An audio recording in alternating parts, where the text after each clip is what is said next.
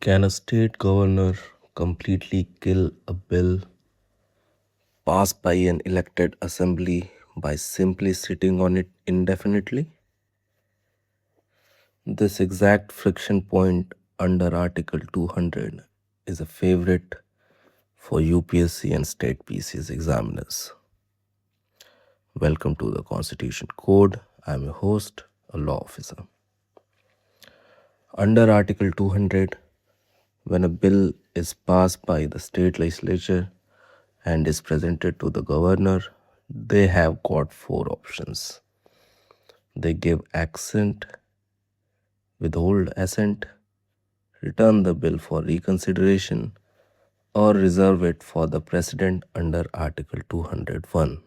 Remember, they have got only four options. But here is the legal catch that journalists, textbooks gloss over. The article uses the phrase as soon as possible for returning a bill.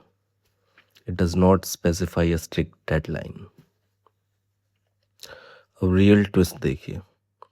In a landmark 2023 judgment, which is called State of Punjab versus Principal Secretary, the Supreme Court made it absolutely clear a governor cannot use a pocket veto to subvert the democratic legislative process. If the governor withholds assent, they must return the bill to the assembly.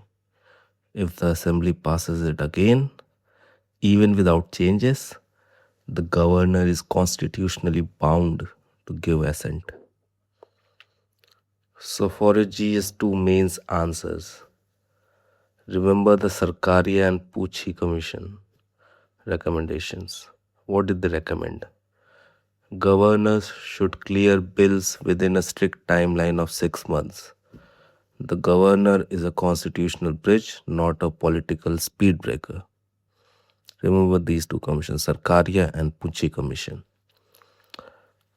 Okay, so we are decoding one critical constitutional mechanism like this every single day.